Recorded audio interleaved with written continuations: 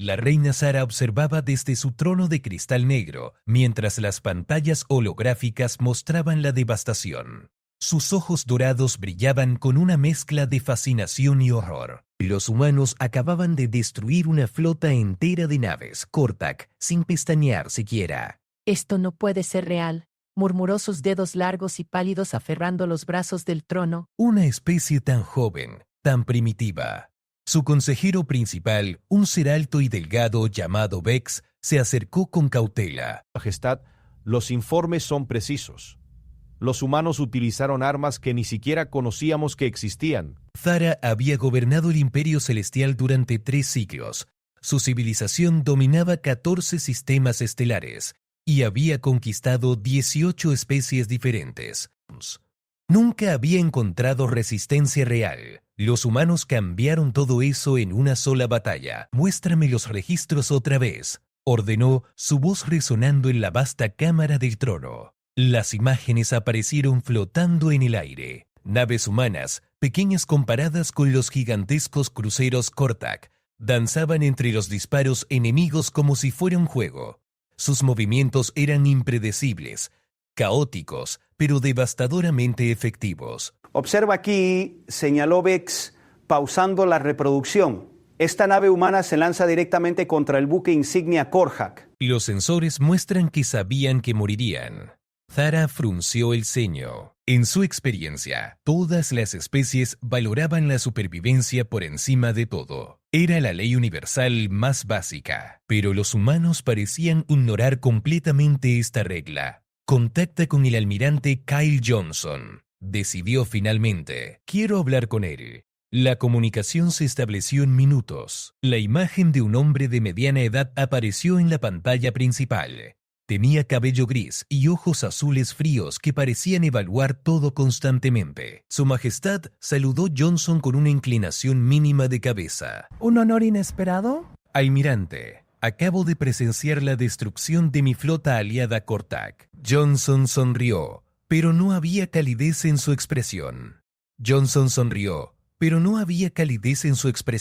Con el debido respeto, Majestad, los Cortac atacaron nuestras colonias primero. Nosotros simplemente respondimos. Pero perdieron el 70% de sus naves. Sus pérdidas fueron enormes. Sí, lo fueron, admitió Johnson sin mostrar emociones. Pero cumplimos nuestro objetivo.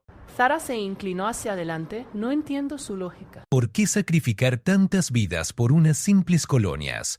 La expresión de Johnson se endureció. Porque eran nuestras colonias. Nuestros ciudadanos.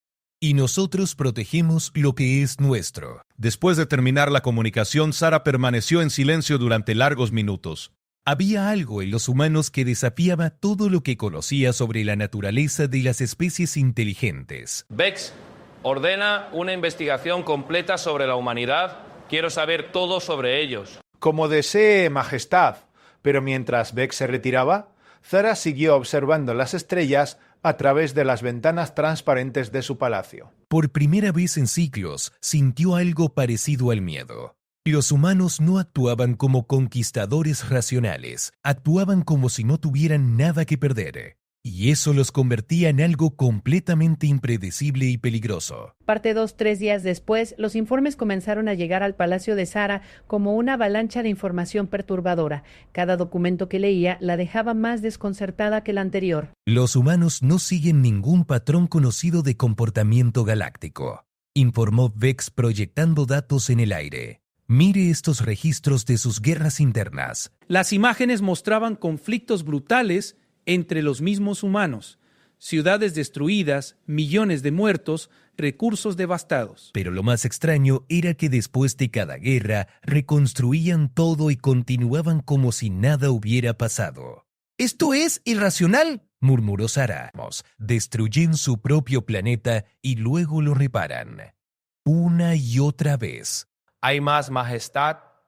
Observe sus respuestas a los desastres naturales. Los hologramas cambiaron para mostrar humanos corriendo hacia terremotos, volcanes en erupción y tormentas mortales. No huían del peligro. corrían hacia él para ayudar a otros. En el evento llamado Huracán Patricia, grupos de humanos voluntariamente entraron en la tormenta para rescatar a extraños. Muchos murieron en el intento. Zara se levantó de su trono, caminando entre las proyecciones como si pudiera tocar esas escenas imposibles. No tiene sentido evolutivo. ¿Por qué arriesgar la vida por individuos no relacionados genéticamente? Los expertos en xenobiología están igual de confundidos, admitió Vex. Pero hay algo más inquietante. Nuevas imágenes aparecieron. Humanos en el espacio, estableciendo colonias en mundos inhabitables, explorando agujeros negros, enviando sondas a galaxias distantes. Majestad, los humanos son la única especie que hemos encontrado que explora activamente lo desconocido, sin un beneficio claro. La mayoría de las civilizaciones solo viajan por recursos o territorio. Zara observó cómo pequeñas naves humanas se aventuraban en nebulosas peligrosas, simplemente para ver qué había allí. ¿Cuántos han muerto en estas expediciones? Millones, pero nunca se detienen. Cuando una misión falla, envían otra. Un comunicador sonó en la habitación. Majestad, anunció la voz de un asistente. Tenemos un mensaje urgente del sector fronterizo. La imagen del comandante Lisa Rodríguez apareció en la pantalla. Su rostro estaba sucio y su uniforme dañado, pero sus ojos marrones brillaban con determinación. Su Majestad informó desde la estación minera Serion 7. Los piratas Baltari la atacaron hace 6 horas. Zara conocía a los Baltari. Eran brutales pero predecibles. Atacaban, saqueaban y se retiraban cuando la resistencia era demasiado fuerte. ¿Cuáles fueron las pérdidas?, preguntó. 37 mineros muertos, la mitad de la estación destruida. Pero hay algo que debes saber. Rodríguez pausó, como si estuviera procesando algo increíble. Los Baltari tomaron rehenes 50 familias de colonos. Exigían que nos rindiéramos y les diéramos toda la producción de la mina. Era la decisión lógica. Y nuestro capitán Danny Walsh decidió atacar de todas maneras. Dijo que no negociamos con piratas, sin importar el costo. Zara sintió un escalofrío. ¿Atacaron sabiendo que los rehenes morirían? Sí, Majestad. Pero aquí está lo extraño. Los colonos que quedaron libres se unieron al ataque. Familias enteras tomaron armas y lucharon junto a nosotros. ¿Por qué harían eso? Rodríguez sonrió con cansancio. Dijeron que preferían morir luchando que vivir como esclavos. Al final, rescatamos a la mayoría de los rehenes y destruimos la flota pirata completa. Después de cerrar la comunicación, Zara caminó hacia su balcón privado. Las 2 lunas de su mundo natal brillaban en el cielo nocturno. Pero su mente estaba llena de imágenes de humanos haciendo cosas imposibles. Vex llamó finalmente. ¿Qué dice nuestro análisis psicológico sobre los humanos? Los resultados son contradictorios, Majestad. Parecen valorar conceptos abstractos como honor y libertad más que la supervivencia. Es evolutivamente imposible. Pero es real. Sí es real. Y hay algo más que la preocupará. Zara se giró hacia su consejero. Los humanos están expandiéndose hacia nuestro territorio. No para conquistar, sino porque aparentemente les gusta explorar. No podemos predecir sus movimientos porque ni siquiera ellos parecen tener un plan coherente. Por primera vez en siglos, Zara se sintió verdaderamente desconcertada. Había enfrentado conquistadores, había intimidado a especies guerreras, pero nunca había encontrado una civilización que pareciera funcionar en completa contradicción con las leyes naturales del universo. Los humanos no tenían sentido, y eso los convertía en el desafío más peligroso que había enfrentado jamás. Astartris the following morning brought news that would shake the very foundations of Queen Zara's understanding. Commander Rodriguez's voice crackled through the communication array, but this time her tone carried something different, a mixture of awe and bewilderment. Your Majesty, we've intercepted human communications from their home system. You need to hear this. The transmission began with a voice belonging to Captain Steve Mitchell, speaking to what appeared to be his crew aboard a vessel called the Liberty's Edge. Enough people, intelligence reports that the Celestial Empire has been asking questions about us. Aparentemente, they're confused about why we do what we do. A younger voice responded, Lieutenant Amy Carter. Captain, should we be concerned? The Empire controls 14 star systems. Mitchell's laugh was warm but carried an edge of something Sarah couldn't identify. Carter, let me tell you something about humans that these aliens don't understand. We've been fighting impossible odds since we figured out how to make fire. The Empire thinks they are intimidating because they have bigger ships and more territory. But they do have advantages, sir, another voice interjected, Ensign Bobby Chen. Sure they do. But here's what they don't get. Humans don't fight because we think we can win. We fight because it's the right thing to do. When the Nazis controlled most of Europe, we didn't calculate odds. When smallpox killed millions, we didn't accept it as natural. When the atomic bomb was invented, we didn't just build more bombs, we also created treaties to limit them.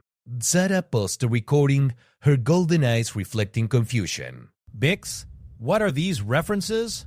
Nazis?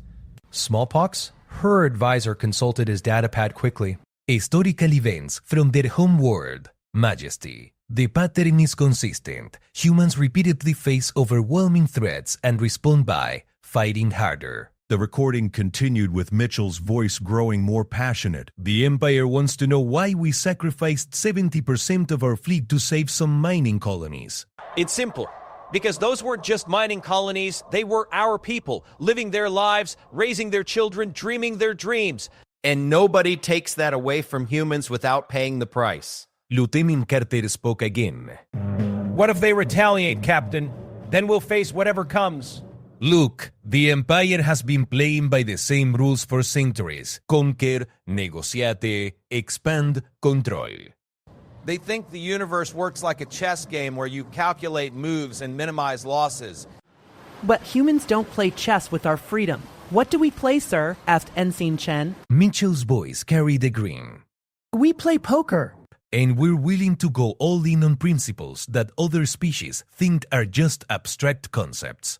Sarah stopped the recording again. She had studied thousands of species, analyzed their behavioral patterns, predicted their responses to various stimuli. Every civilization followed logical patterns based on survival, resource acquisition, or territorial expansion. But humans seem to operate on something entirely different. Continuing the recording, she ordered.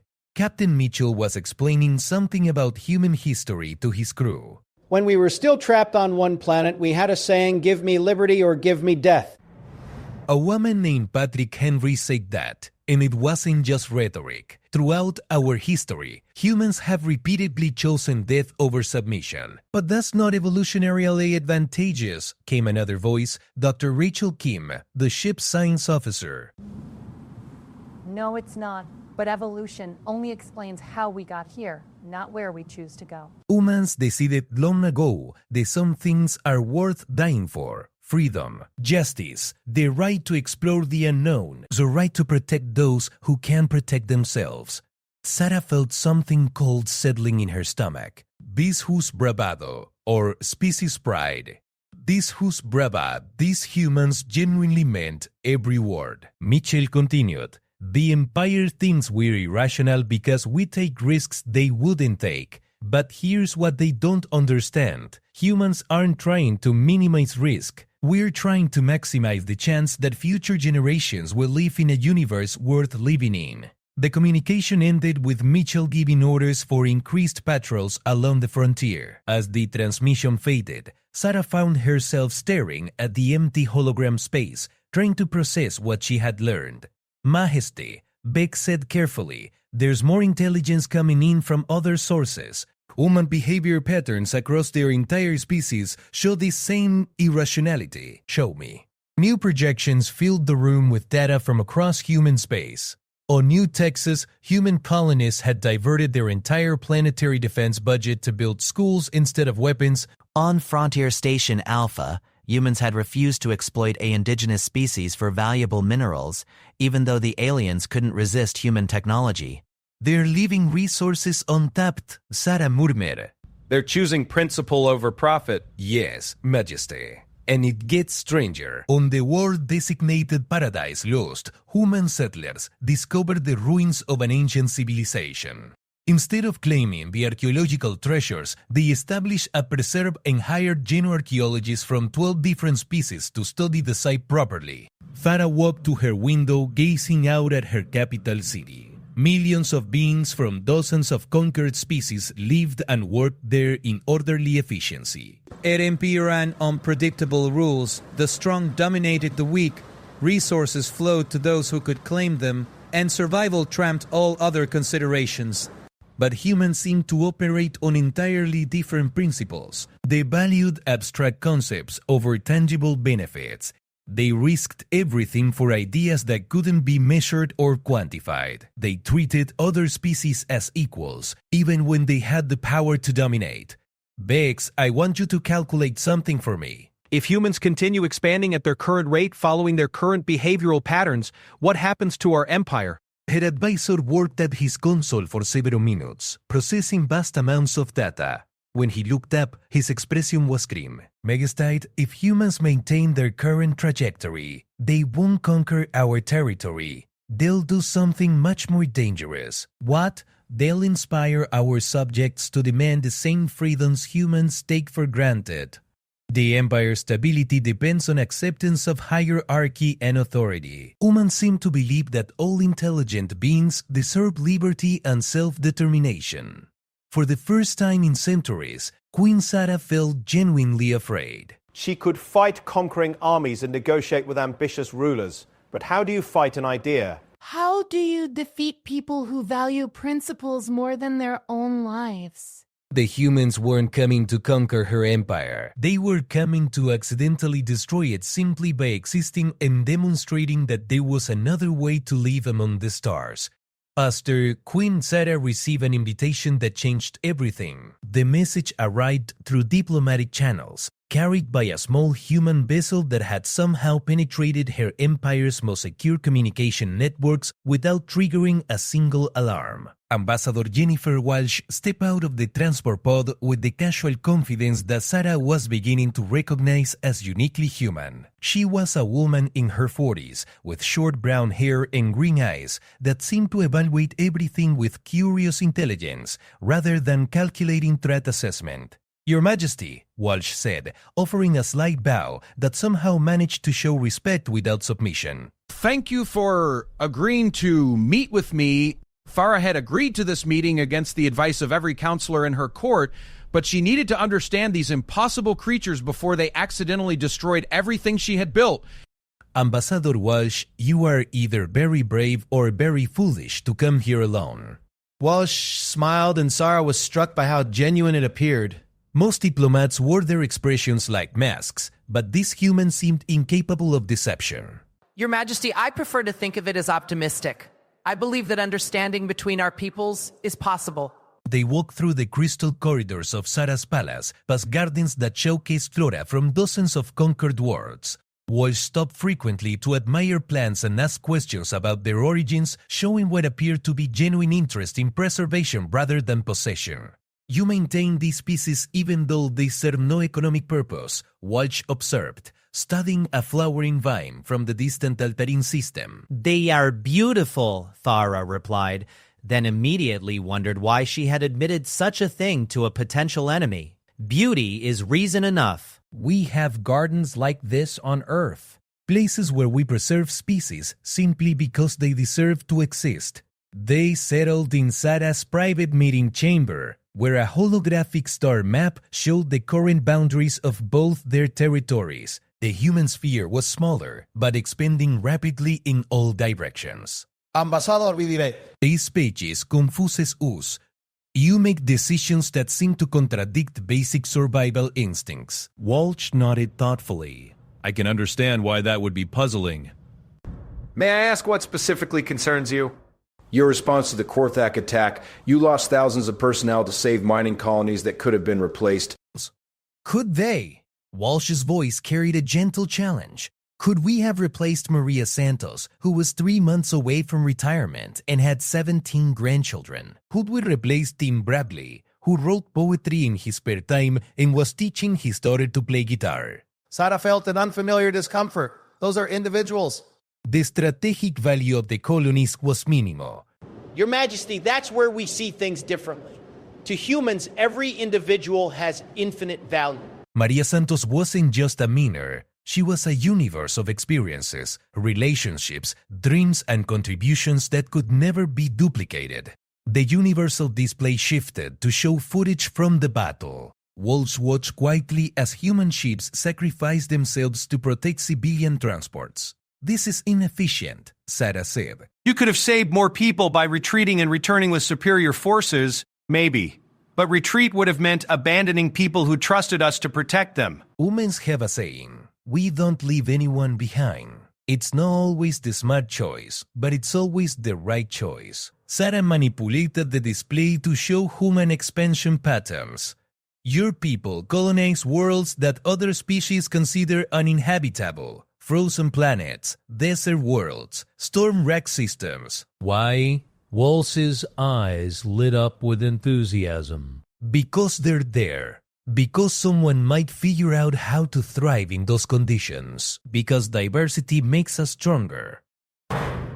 Earth's harshest environments produce some of our most beautiful cultures. But the cost in resources is worth it for the knowledge we gain and the options we create for future generations. Walsh leaned forward.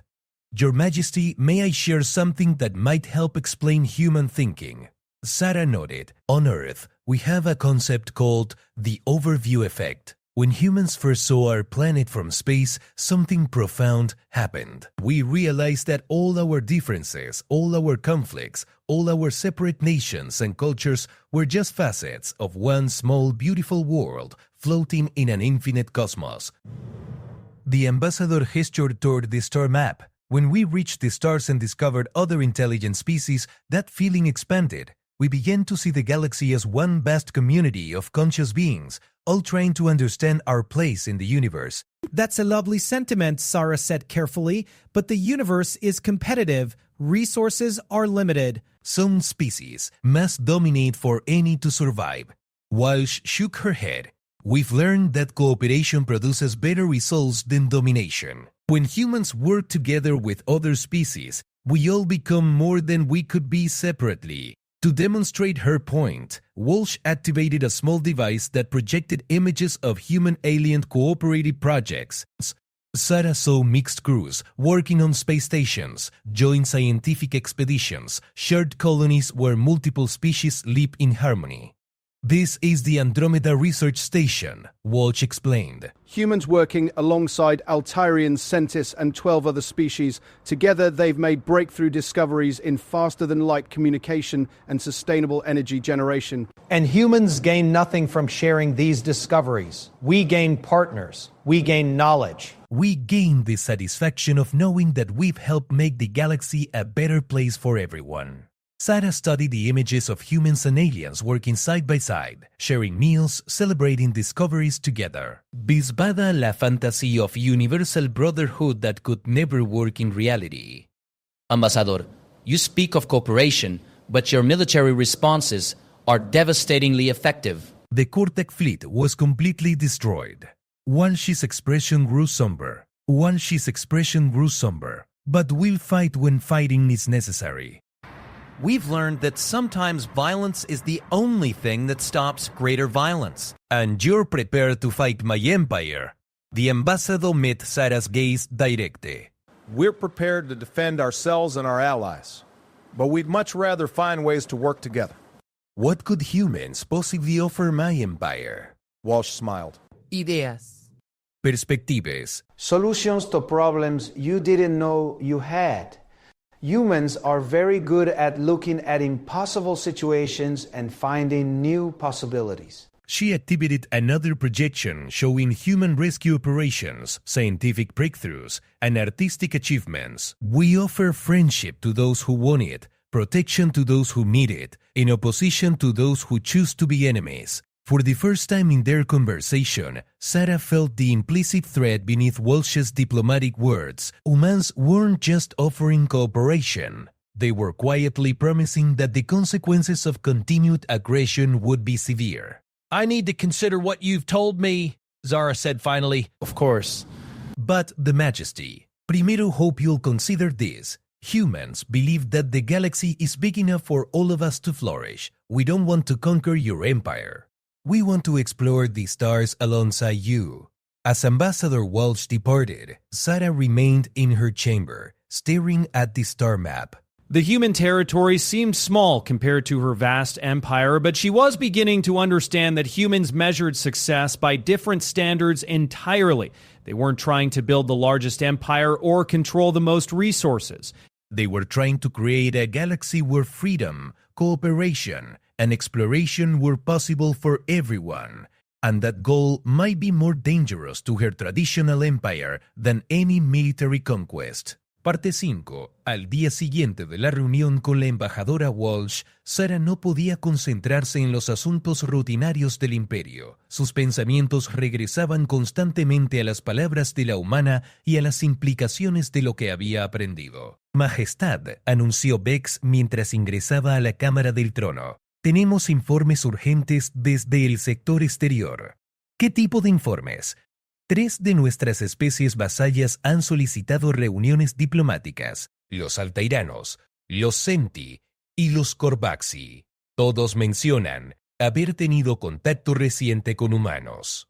Sarah sintió una punzada de alarma. Muéstrame los informes. Las proyecciones holográficas llenaron el aire con datos preocupantes. En el sistema Altairán, una expedición científica humana había estado trabajando junto con investigadores nativos en el desarrollo de nuevas tecnologías de terraformación. Los humanos habían compartido libremente sus conocimientos y habían rechazado todas las ofertas de compensación.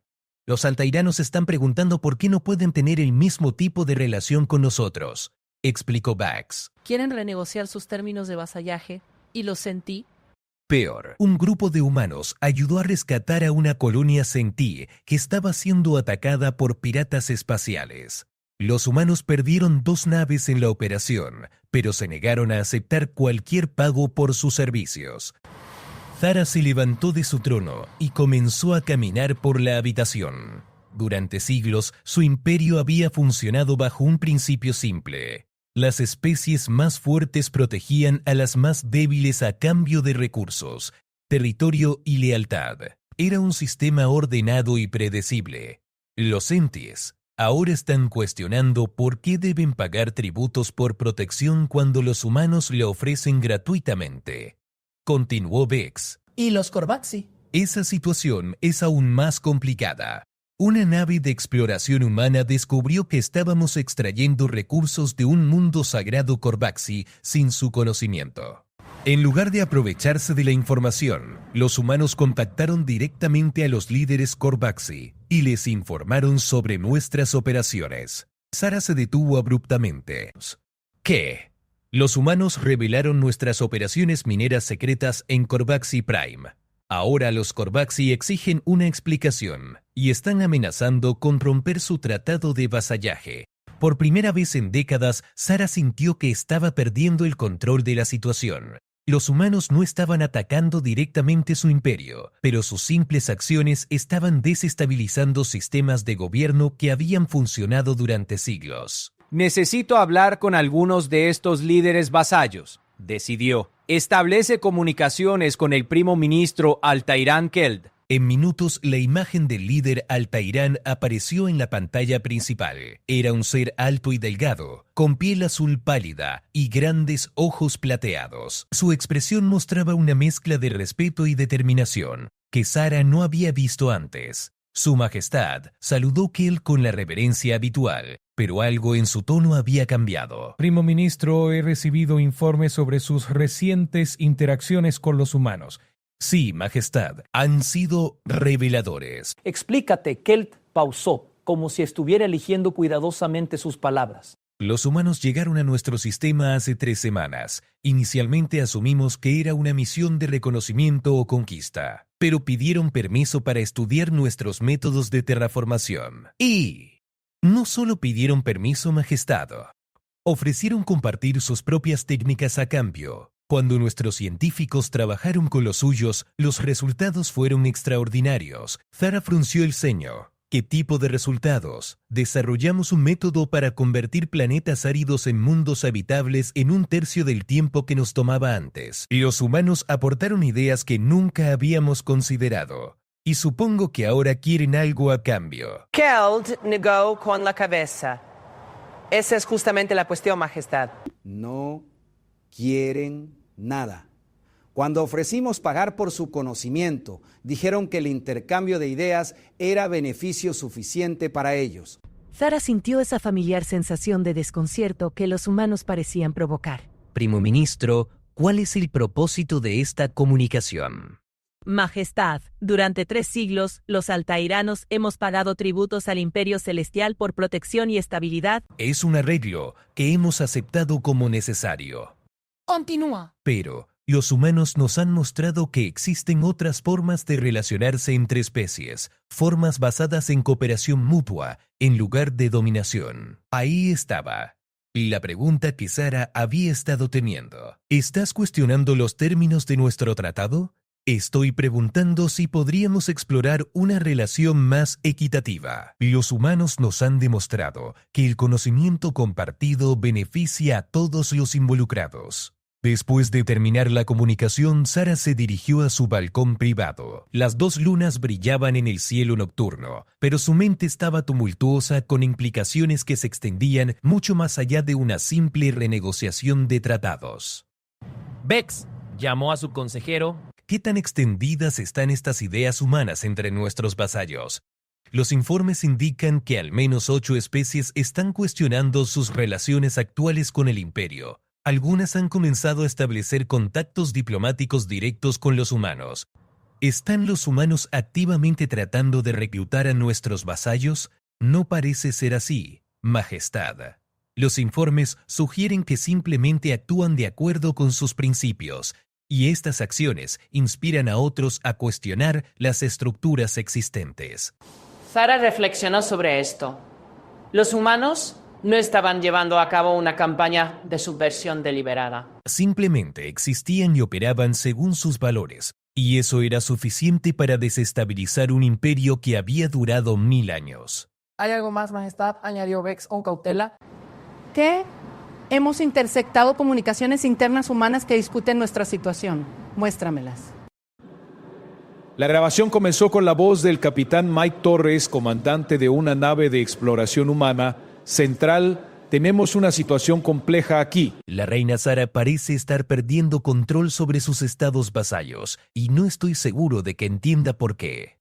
Una voz femenina respondió desde la Tierra. ¿Cuál es tu evaluación, capitán?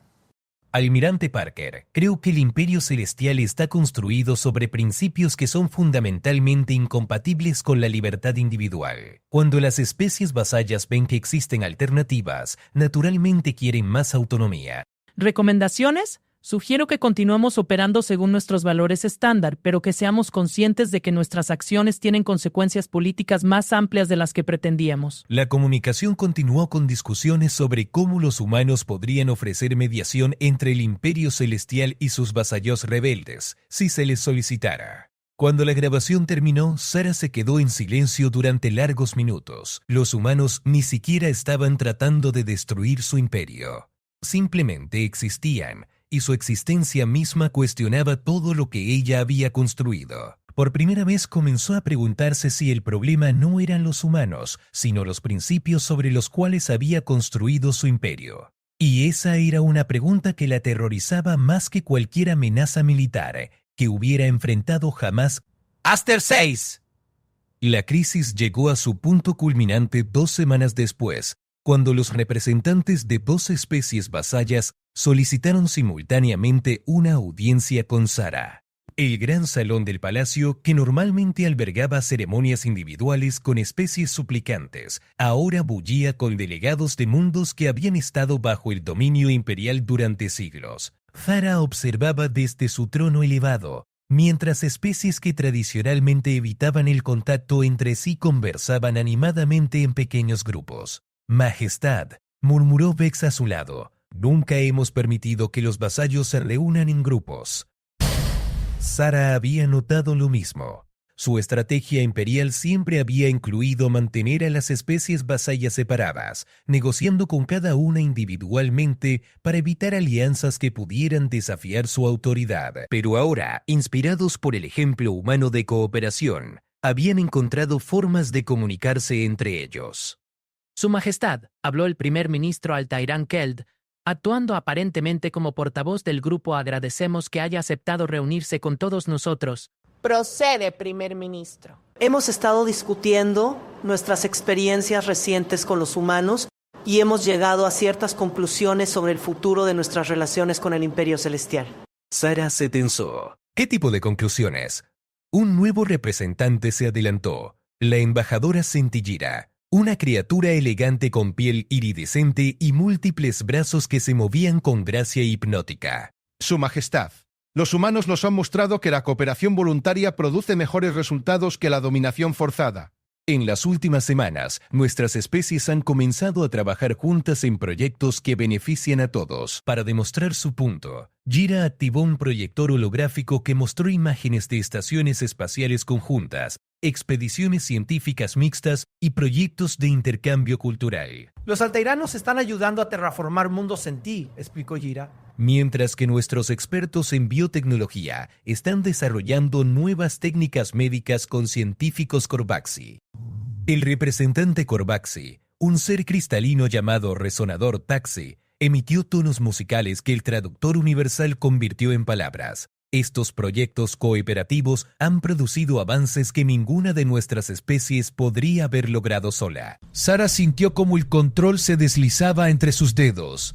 ¿Y qué papel juegan los humanos en estos proyectos? Inicialmente actuaron como facilitadores, respondió Kell. Nos ayudaron a establecer comunicaciones y protocolos de cooperación.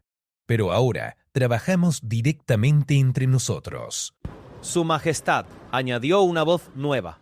El consejero Baxian Set, representante de una especie que había sido conquistada hace apenas 50 años, se adelantó con movimientos tentativos. Los humanos nos han enseñado que el conocimiento compartido es más valioso que el conocimiento guardado. Sara conocía a los Baxianos. Era una especie tímida que había ofrecido poca resistencia durante su conquista. Verlos hablar con nueva confianza era profundamente perturbador. Continúa, consejero Set.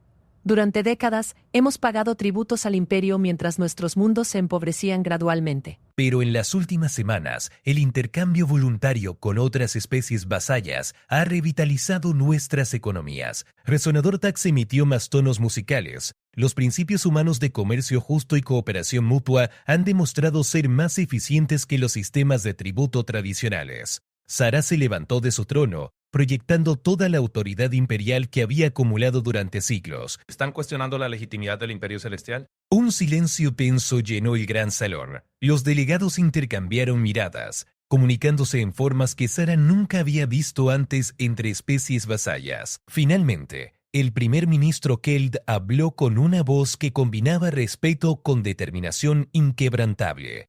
Su Majestad, no cuestionamos su derecho a gobernar su propio pueblo, pero sí cuestionamos si los arreglos actuales sirven a los mejores intereses de nuestras respectivas especies. ¿Qué están proponiendo exactamente? La embajadora Centillira se adelantó. Proponemos una transformación del Imperio Celestial en una federación celestial, una alianza voluntaria basada en beneficio mutuo en lugar de dominación unilateral. Sara sintió como si el suelo se tambaleara bajo sus pies.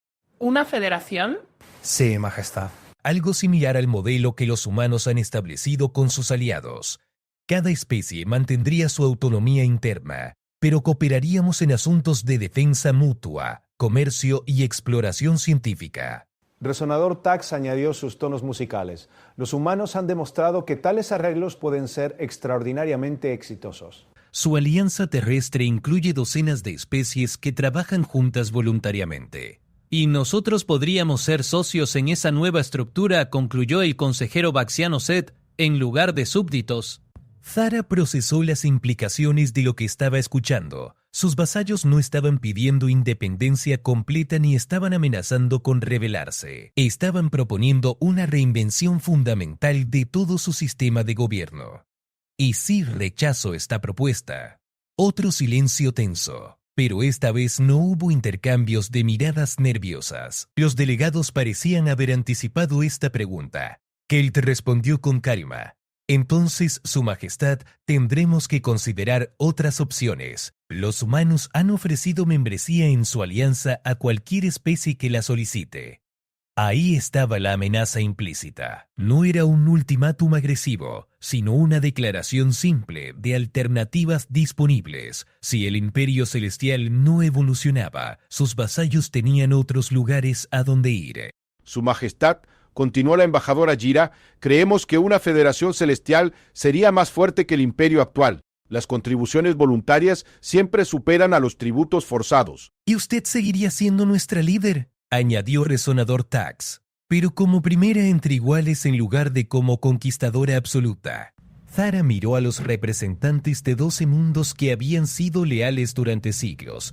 Veía determinación en sus expresiones, pero también esperanza. No querían destruir lo que habían construido juntos. Querían mejorarlo. Necesito tiempo para considerar esta propuesta, dijo finalmente. Por supuesto, Su Majestad, pero esperamos que entienda que el tiempo es un factor importante. Otras especies están observando esta situación con gran interés.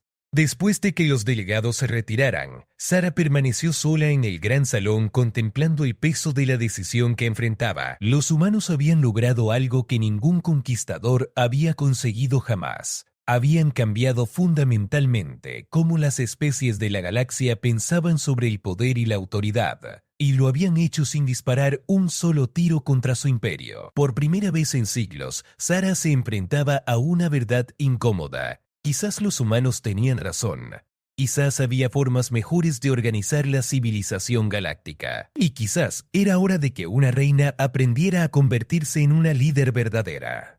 La pregunta era si tendría el valor de abandonar todo lo que conocía para construir algo completamente nuevo. Hasta the decision came to Queen Sara in the quiet hours before dawn, as she stood in her private observatory, watching the stars that had once represented territories to be conquered. Now they seemed like distant suns, illuminating worlds full of beings with their own dreams, hopes, and rights to self-determination. Bex, she called to her advisor, who had been waiting patiently in the shadows, sent a message to Ambassador Walsh. Tell her I would like to meet with her again. 3 days later, Jennifer Walsh returned to the Celestial Palace, but this time, she wasn't alone. Captain Steve Mitchell accompanied her, along with Dr. Sarah Kim, a xenopsychologist who specialized in interspecies government structures. Your Majesty, Walsh said as they were escorted into Zara's private chambers, thank you for reaching out. I hope we can be helpful. Zara had spent those 3 days reviewing every piece of intelligence her empire had gathered about human governmental systems. What she found challenged everything she thought she knew about organizing large-scale civilizations. Ambassador, I need to understand something. How does your Terran alliance maintain stability across so many different species without imposing uniform control? Doctor. Kim Step. Your Majesty, if I may, the key is recognizing that diversity strengthens the whole rather than threatening it. Each species brings unique perspectives and capabilities that benefit everyone. But without central authority, how do you prevent chaos? Captain Mitchell spoke up. We have central coordination, not central control. There's a difference. The Alliance Council makes decisions about mutual defense, trade standards, and scientific cooperation. But each member world governs itself according to its own values and needs. Walsh activated a holographic display showing the structure of the Terran Alliance. Look at this, Your Majesty. We have democratic republics working alongside constitutional monarchies, collective consciousness species, cooperating with individualistic cultures, and peaceful herbivores allied with honorable warrior races.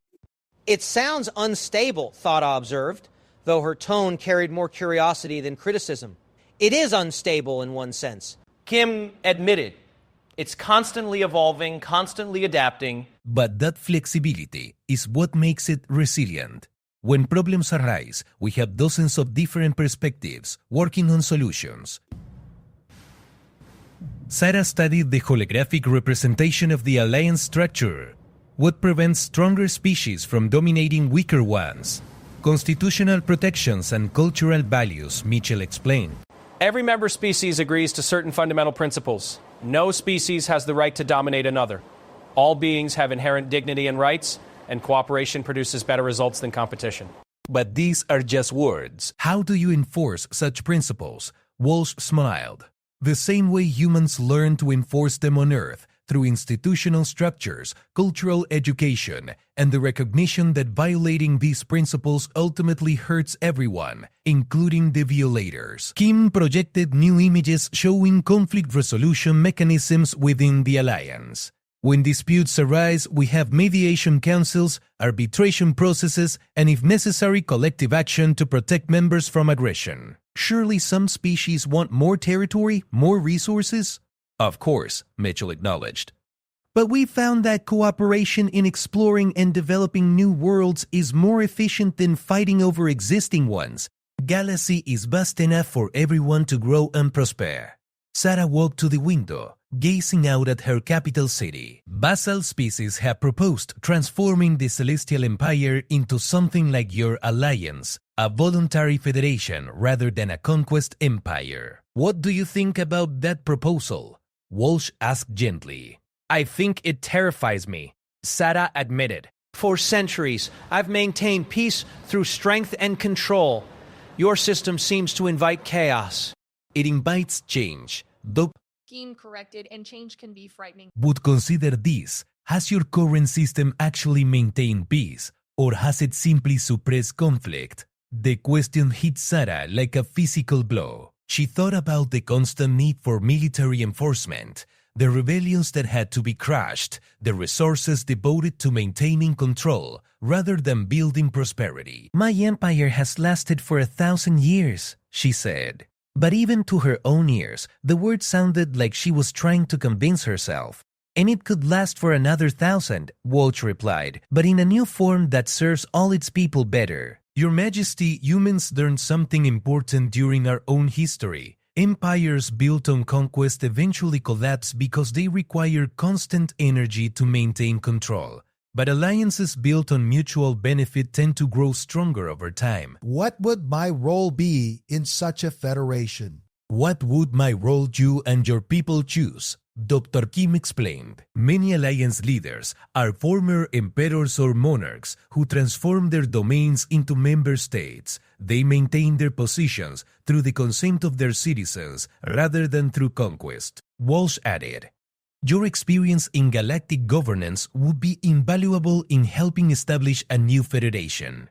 You understand large-scale administration in ways that most species don't. Sarah turned back to face the humans. And if this transformation fails, if the Federation dissolves into chaos and warfare, then we'll work together to fix it, Mitchell said simply. That's what allies do.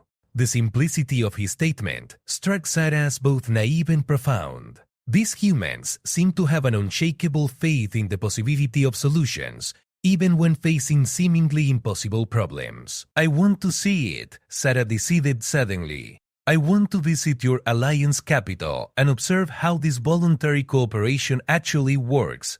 Of course, Walsh agreed immediately. We'd be honored to host you. 2 weeks later, Queen Sarah found herself aboard a human vessel traveling toward the alliance capital, world of New Geneva. The journey gave her time to observe human crew members working alongside beings from a dozen different species, all united by common purpose rather than common origin. She watched Altairi, an engineer and a human technician, solve a complex navigation problem together. Their different cognitive approaches combining to find a solution neither could have reached alone. She observed mealtimes, where carnivorous and herbivorous species shared the same spaces, their dietary differences accommodated rather than seen as obstacles. Most remarkably, she witnessed a heated debate in the ship's council chamber, where crew members from various species disagreed passionately about the best route to take through a dangerous asteroid field. The argument was intense but respectful, and the final decision was reached through consensus rather than authority. This is how the Alliance Council works, Walsh explained as they watched the debate conclude. Different perspectives, open discussion, and decisions based on the best available information rather than hierarchy. When they reached New Geneva, Zara was amazed to see a world where dozens of species had built integrated communities. Human children play alongside young Altairians, senti merchants bargain with core Baxi customers, and Baxian artists created sculptures that incorporated aesthetic principles from multiple cultures.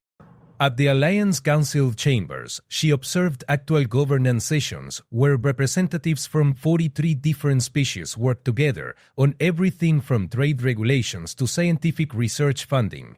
Debates were sometimes fierce, but they were always respectful, and every decision was made with consideration for how it would affect all member species. This shouldn't work, Sarah murmured to Walsh as they watched a particularly complex negotiation about mining rights in a disputed system. Why not too many competing interests? Too many opportunities for conflicts? There are conflicts, Walsh acknowledged.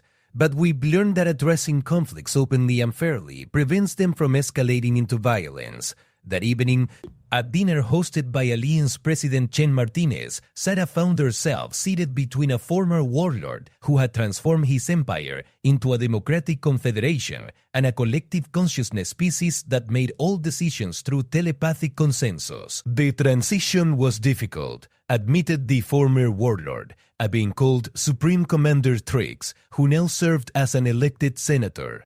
I had to learn that true leadership means serving others rather than commanding them. But the results have been extraordinary, added the collective consciousness representative speaking through a designated individual. Our people are more prosperous, more creative, and more secure than they ever were under the old system. As the dinner continued, Sarah heard story after story of species that had transformed from conquest-based societies into cooperative members of the Alliance. Each transformation had been unique, respecting the particular history and culture of the species involved. The key insight, President Martinez explained, is that security doesn't come from dominating others. It comes from building relationships where everyone benefits from peace and cooperation. On the journey back to her empire, Sarah reflected on everything she had seen and learned. The human approach wasn't perfect. She had witnessed disagreements, inefficiencies, and ongoing challenges within the Alliance. But he had also seen something remarkable. A galactic civilization where beings from radically different backgrounds, where conflicts were resolved through discussion rather than force, and where the diversity of perspectives strengthened rather than weakened the whole. More importantly, she had seen that such a transformation was possible. Other conquest empires had successfully evolved into voluntary federations, maintaining stability while granting their people unprecedented freedom and prosperity. When she returned to her palace, those basal representatives were waiting for her answer. At this time, she also invited human observers to witness her decision. I have seen the future, Sarah announced to the assembled delegates, and it is not what I expected. The humans have shown me that strength comes not from the power to compel obedience, but from the ability to inspire cooperation. She paused, looking at each representative in turn.